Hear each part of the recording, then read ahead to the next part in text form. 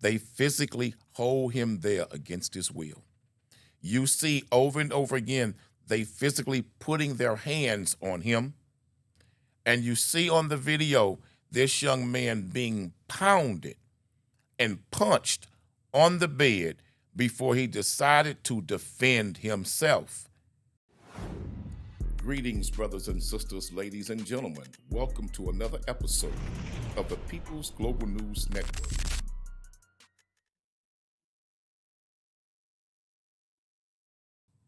Welcome to the People's Global News Network, a network where we bring you stories that are the raw, unadulterated truth, facts, stories that deal with the criminal justice system, civil courthouses, and deal with local law enforcement agencies of excessive use of force, misconduct, and abuse, but also exposes corruption at every level of the workplace or city environments involving African American people, black people, poor white people, just poor people and people, period. We bring you the facts here at the People's Global News Network. Today, we're bringing you a story about a young African American male who was portrayed before the media, mainstream, linear outlets, that he was a terrible criminal, that he was facing eviction from his roommates, and that he decided he got angry because they wanted to evict him. He took a knife and stabbed them repeatedly. Well, when you see the videos, that tells the whole story that those mainstream outlets were unaware of, then you see the actual truth of what took place inside that apartment. This young man is not a criminal, shouldn't even be called a suspect. He was a victim who protected himself, who stood his ground after multiple assaults against him physically by those inside that apartment. Mother, good morning. Thank you for being here on behalf of your son. You were on the phone with your son from the very beginning of this, am I correct? Correct. Tell us what happened this dreadful evening. Before this evening, that evening, um, my son, he was living there with his friends, and from the messages, because I was able to retrieve his phone and go through his phone, from the messages, I think he was behind on his rent, like $200, I think. Him and the guy had been texting each other, and the guy said, "Hey, you have until the 20th, or I'm going to have to proceed XYZ. And hey, come in and talk to me." My son wasn't there at the time, so judging from those text messages, saying you have until the 20th, you still $200 short. Come here, talk to me. We're gonna get whatever they had going on squared away. So I'm assuming my son went there. When he arrived, whatever happened, argument, talking, I'm not sure. He called me. He was FaceTiming me, and he said, "Hey, I'm here. I'm FaceTiming. I hear a lot of people in the background, a lot of commotion." Then he FaceTimed my daughter, so it's like four of us on the phone, and he's like, "I'm recording. They set me up. They've been attacking me." I think the phone drops, and you hear a whole lot of stuff, and so we immediately like, "Hey, where are you? Where are you? Send us the address." And so we get in our cars and we're en route. While I'm en route, I still hear the commotion, but I can't watch and drive. And so I decide to screen record what he was recording. And when I arrived, before I arrived, I saw the police were there, and he was walking out of the apartment. While he was walking out of the apartment, it's a young lady. This is live time. It's a young lady, and she's coming at him, and she's kind of like wanting to fight. I see a gentleman on the floor, um, and then she's grabbing him, and he's saying, "Ma, she has a knife, and she's grabbing me." And he's back and forth with him. He's like, my mom is coming, my parents are coming. And the little girl is like, well, this is on the video. The girl is saying, I don't care. Yeah, let your mom come. But and then she grabs his shorts. He's like, she's grabbing me. He's like, let me go, let me go. And so he manages to get out of the apartment. And then you see the police, and he's like, the police are here. He's like real happy that the police are here. He's like, the police are here. The police are here. And you see the officer, one officer, he immediately gets out of the car and he has the gun drawn. He's like, "Why do you have your gun on me? I didn't do anything. I called you." And he's like, "Get down." And he's like, "Sir, what are you doing?"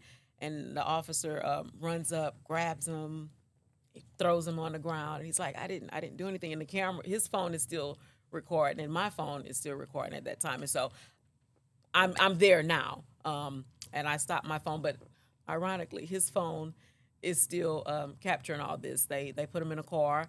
They're not talking to us right away. A couple of hours go by, and then they start talking to us, and they're asking us, "Hey, what happened? What do you So know?" what they actually did was put your son in the car, detained him, Right. and went in and got their version of events from those inside the apartment. They detained my son. He was in a car when I arrived. And they was Like, questioning other potential suspects inside the apartment. I saw the fire department and EMTs bringing out a gentleman. So I'm assuming they were taking him to the hospital. The lady, because it was two gentlemen and a female. The lady was left. So the gentlemen were already gone. So they're talking to her, and she's telling them her side of the story. Correct. Correct. And she painted a picture of your son attacking them, that they were attempting to evict him. He went crazy with a knife and attacked them. Correct. And that's what happened. Correct. But the great part about this is, and the God gift, is that it was actually all caught on tape. The actual recording of the incident and the events were on tape. At least 90% of it. When did you discover you all actually had these videos? So he was really upset. You could hear him in the car, saying, "Hey, get my phone, get my phone." And we were all kind of looking for the phone. And so in the midst of us looking for the phone, I received a video right there live, and I was like, "This is him. How is he able? Does he have his phone in the back of the car, or whatever?" And so we opened that video, and it's not my screen recording. It's actually like right before. And so we're looking at that, and so now we're trying to get whatever officer's attention. And then one of the officers says, "I have his phone." And so I was like, and he's like, you could hear him. He's like, "Give my mom my property, give my mom my phone." And he kept saying, "No, the phone is coming with me." I said, I still hear it. And he's like, "No, the phone is coming with me." And so we were able to open up my phone and open up the video and start watching. And so the officers that were kind of giving us a hard time, when we started showing them the video, they were like, "Oh, okay."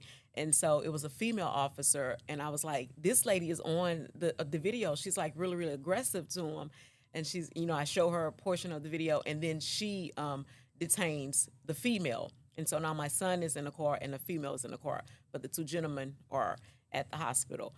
This was like from 6 to midnight. We were And is it out there. true that some of the officers were saying to you, your son's not the aggressor, your Yes. son's not the aggressor? Yes. Yes. Is it true that some of the officers out there at the scene, the first responding officers, were able to get a glimpse of some of those videos, and they were able to discern based on what they heard from both witnesses and the videos that your son really was not the one who started the fight, who attacked anyone first, and was really self-defense? Yes, I want to say almost every officer that came on the scene watched the videos. And there was one particular homicide investigator, a female, who showed up. Right.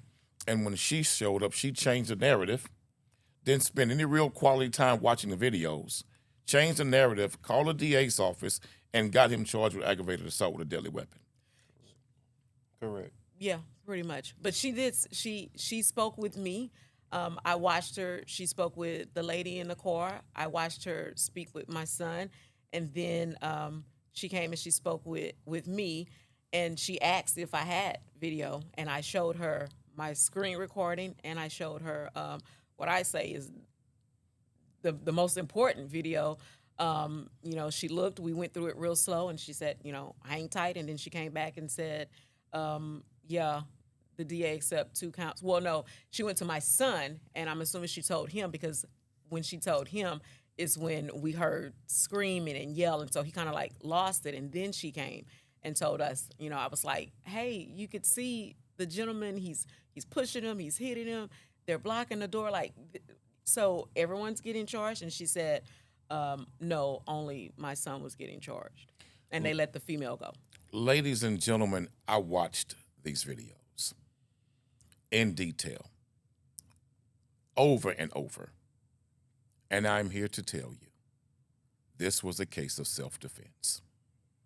I watched everything, and I want to say to the Harris County District Attorney's Office, please sit down with your best investigators and your best DAs. Look at these multiple videos. What you're going to see, that this young man was not the aggressor. He begged them over and over again to let him leave the apartment. He said to them over and over again, I'm not threatening you. I'm not threatening you. He says to them over and over again, my hands are in my pocket. My hands are in my pocket. I'm not threatening you. I'm not touching you. I don't want to fight. I don't want to fight. And you see on the video over and over again, they physically hold him there against his will. You see over and over again, they physically putting their hands on him.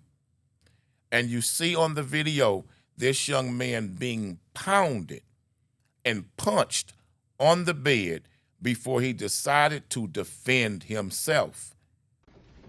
That's the type of shit they do. They want to start shit, but don't want to finish it. Why is he in jail? When in Texas, you have a right to stand your ground in self-defense when you're being physically attacked. Not only was he being physically attacked by one person, it was multiple people physically attacking him that day. The videos clearly show he was the victim of a repeated assault, and he repeatedly begged them to let him go. He did not want to fight, and you see him literally being slapped across the head multiple times with his hands in his pocket, saying, I don't want to fight, let me go. And at the end, he defended himself when he started punching on him. He should not be in jail. We've all seen these videos. Dad, how does this make you feel? I'm upset. I'm upset because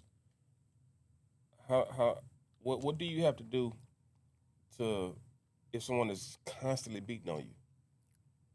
They beat on him for a while. So When does he get to defend when do you himself? get to defend yourself? My hands are in my pockets. I'm telling you I don't want to fight. I done told you multiple times that I feel threatened in here. Just let me go. Give me my money that you owe me and let me go. You got one standing in front of the door telling you no. Another one right in your face putting their hands on you. Right. And then when they finally get you on the bed, all three of them are jumping on you. Exactly. How much more do I have to take? And this is exactly what the videos show. Multiple videos. And then you have the officers, when you have one officer come out and tell the detective, he's not the aggressor. I mean, they even allowed me to go to the store, get him something to drink, asked me if I had, anything he can take, some medicine or something. One said he literally just went through something traumatic upstairs. We've got him calmed down, but they said it's out of our hands. We are waiting on detectives now. Because what happened was you had a detective, in my opinion, who showed up at the scene, who had her own bias, her own agenda, called the DA's office and misrepresented the facts as they truly are. And the DA, only being at the discretion of that particular officer, came back with these are the appropriate charges. But had that DA received the appropriate information, what appropriate description of what took place, at